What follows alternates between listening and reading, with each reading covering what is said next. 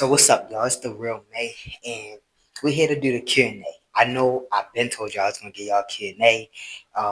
It took me some time because like life be life, and you feel me. But here we are with the Q&A. Right here, I got some questions that y'all asked me. I'm going to answer them. Oh yeah, it was my birthday. Y'all see it. You feel me? But yeah, we're gonna answer them questions. If you see me looking off to the side, I'm just looking at the paper to read y'all the questions. You feel me? So I'm a trans man that chose to carry my kids. Um, and I waited until I was the first kid that who is now 3. I think I was like 7 years in my journey. I'm now 9 years in my journey. Decided to carry another kid or whatever. So yeah, from the trans man that chose to carry his own kids, I'm gonna answer questions from my perspective, only mine. Every trans man is different, no matter what they choose to do with their transition. Every trans man is different. Some trans men may agree, some people may not agree, and that's fine with me. I'm just gonna give y'all and answer the questions that y'all asked me from my perspective. So the first question I got is, can you still produce milk? No, I cannot still produce milk. I had a double vasectomy, so milk no longer come out my chest. Um, Second question is, why not adopt? I answered this question before, but I'm going to answer this question again. I chose not to adopt because I do not want to deal with the trauma that comes from adopted kids. I am adopted. I know the trauma that comes from it. So I wanted my kids to have my own DNA, and I wanted to go through the whole process. You know what I mean? Even though I transitioned, I still wanted to go through the whole process of carrying my kid. I knew that I would get hate, negative feedback, all types of stuff. But I still chose to carry my kid and, show the world because it's other trans men that wants to carry as well that is probably scared. So I do it for them sometimes. How do you feel carrying your kid? So let me say this. My dysphoria is so high. Being as though I transitioned to a male, you feel me?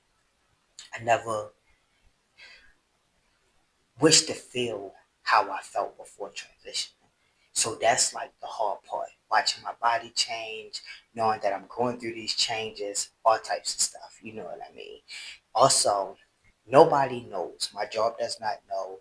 They don't know I'm trans. They don't know I'm carrying. So that's another hard part because it's like, damn, when I am in pain and I am feeling certain stuff, who do I say something to because nobody knows. And I chose to live stealth at work because I don't want them in my business. I don't want them to look at me crazy. I don't want the crazy questions. You feel me? If they was to find my social media platforms, that is what it is. And however they take it is how they take it. I don't hide none of that. You know what I mean? But that's why I live stealth. Nevertheless, it's not that business. You know what I mean? I never been a trans man to come out and be like, oh, I'm trans. And I'm definitely not going to be the trans man to come out and be like, I'm trans and pregnant. Like, no. I just live my life. I go to work every day, do my thing, come home. Don't worry about nobody. You feel me? My next question is, how do you deal with society and having kids? For society, you feel me? And I say this to say, men cannot get pregnant. Trans men can. You know what I mean? We were born with them parts to produce kids. So, and some trans men have surgeries and stuff like that. I don't have surgery. So, walking down the street as a regular human being, regular man, nobody is ever going to look at me and be like, oh, he's pregnant. Like, ha ha ha. No, that's not the type of look we get. Walking down the street, I'm real. Get into it. You feel me? Nobody gonna look at me and be like, I'm pregnant. So I really don't deal with too much when it comes to society, if that makes sense. Other than me posting my journey out loud on platforms where people may tend to say hateful comments, say crazy stuff, leave the hateful comments, whatever. You feel me? And once you put something out there to the world, you have to be ready for whatever comes with it. So that's how I deal with that. Okay. My next question is, what kind of work do you do? How do you provide for your kids? I'm a chef. I also got a couple businesses that I'm working on, a clothing line that's already been out there, social media, stuff like that. You feel me? So my advice to anybody wanting to know how to provide for a kid and not struggle is just to keep going and go hard. You feel me? I often hear people say, "Oh, I can't provide for my kid. I can't do this. I can't do that." You only can't do something you don't put your mind to it to do it. Because once you have kids, I feel like you should step outside your comfort zone. You should go as hard as you can. They did not ask to be here. You feel me? And for me, my grandmother, because I'm adopted by my grandmother, she made sure that we didn't want for nothing. And she was so independent and she worked so hard. And listen, I do the same for mine. I'm going to go extra hard. They don't want for nothing. I'm from Baltimore. I moved all the way to Las Vegas. And listen, I'm still doing my thing. You feel me? So you got to just go hard. You got to push yourself a little more. You feel me? Because it's not just about you no more when you have kids. So the next question is, do you have to stop tea to carry a kid? Yes, you have to stop tea to carry a kid. Tea can be harmful to the baby. And how long do you have to stop tea? It all depends on how long you took tea. With Amore, who is now 3, it took me 2.5 years to conceive. With this baby, it took a little less, like I think 6 months, because I just had a recent kid, so I guess it was not that hard. But yes, you have to stop tea.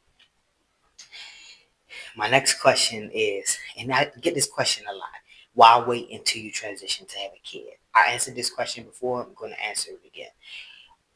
You don't personally say to yourself, oh, I'm going to wait till I transition to have a kid. Before you transition, you have goals set in line that you want to do. I always wanted kids. You know what I mean? I've never been the type to play step daddy, step dyke to a kid, none of that. Excuse my language if it's offensive. I've never been that type of person. You feel me? I always wanted to have my own kids, do for my own kids. And just, I don't want to go through the stuff that people go through with taking care of kids that is not theirs. They get taken away, the parent get bitter, y'all break up, they move on, now you left with a broken heart from a kid that you then got attached to and you no longer have. You feel me?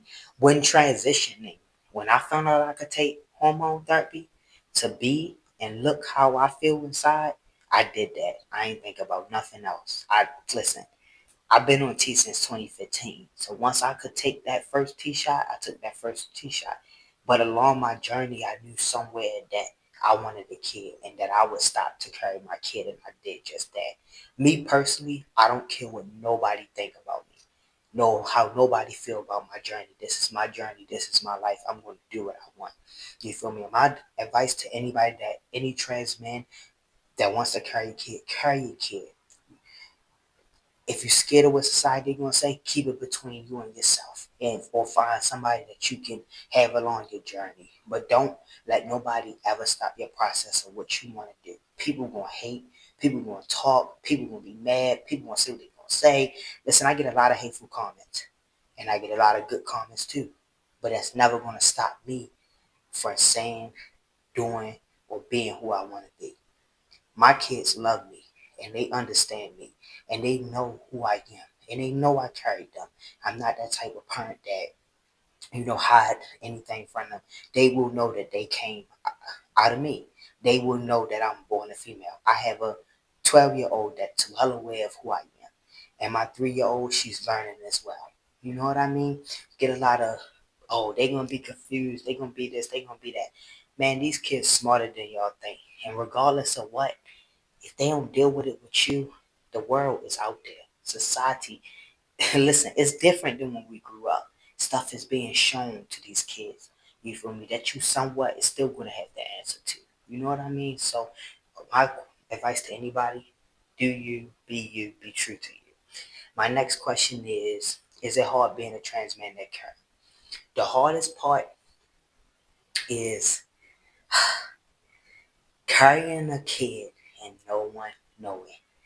Because when you're in pain, no one is right there to be like, oh my God, I know you're pregnant, go have a seat. How they would do with a woman that's pregnant. You feel me? Because they know that shows. The other hardest part, which is not really hard for me because I don't care what nobody say, is getting criticized, getting judged, the hateful comments that you're going to get from carrying a kid, or trying to explain your life to people that's never going to understand why you choose to live your life the way you live your life. Other than that, I don't think carrying a kid as a trans man is hard. You feel me? So that's some of the questions I got today, and that's some of the questions I want to answer for y'all. I am now 20 weeks, and we are halfway there. I got my son. I planned this baby, and I cannot wait to meet him. You feel me? I am so excited. You feel me? So later, we're going to be doing a 20-week photo shoot. Make sure y'all like, comment, subscribe. Drop more questions if y'all got it. I'm very open and transparent about my journey, and I don't mind answering. You feel me? Like I said, like, comment, subscribe. Make sure you follow me on my other platform. That's all I got for you guys today. I'm out.